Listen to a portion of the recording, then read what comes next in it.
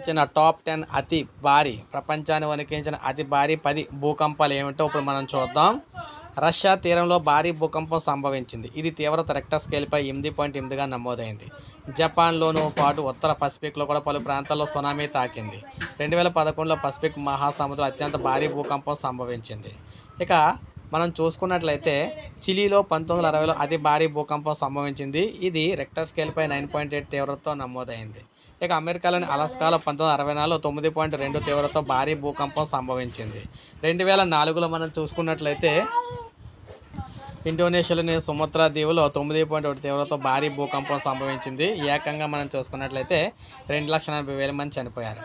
ఇక great Tohoku భూకంపంగా పిలిచే భారీ భూకంపం 2011లో చోటు చేసుకుంది. జపాన్లో అయితే వచ్చిందనమాట. 9.1 తీవ్రత వచ్చింది. 15,000 మంది అయితే చనిపోయారు.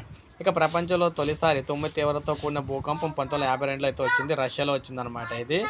ఇక నెక్స్ట్ చిలీలో మనం చూసుకున్నట్లయితే మరోసారి 2010లో 8.8 తీవ్రతతో మరొక భారీ భూకంపం అయితే వచ్చింది. ఇక 1906లో 8.8 తీవ్రతతో సంభవించిన ఈక్వెడార్ కొలంబియా భూకంపం కూడా చాలా మందిని అయితే పొట్టన పెట్టుకుంది. అలాస్కాలో ర్యాట్ దీవులకు సమీపంలో 1965లో 8.7 తీవ్రతతో భారీ భూకంపం వచ్చింది. ఇక మన దేశంలో అరుణాచల్ ప్రదేశ్లో 1950లో 8.6 తీవ్రతతో భూకంపం అయితే చోటు చేసుకుంది. అస్సాం టిబెట్ భూకంపానికి సంబంధించి టిబెట్ భూకంపంగా దీన్ని పిలుస్తారన్నమాట. ఇందులో 780 మంది అయితే చనిపోవడం జరిగింది. ఇక చివరగా ఇండోనేషియాలోని ఉత్తర సముద్ర తీరంలో 2012లో భారీ భూకంపం సంభవించింది. ఇది 8.6 తీవ్రతతో భూకంపాలు అయితే చేసుకుంది. ఇప్పుడు మనకు రష్యాలో వచ్చింది 8.8 తీవ్రత అయితే వచ్చిందనమాట. సో ఇవి మనకి ప్రపంచంలో ఇప్పటివరకు వచ్చిన అతి భయంకరమైన 10 భూకంపాలు అయితేనే మన దేశంలో కూడా ఒక భూకంపం అయితే వచ్చింది అరుణాచల్ ప్రదేశ్లోని.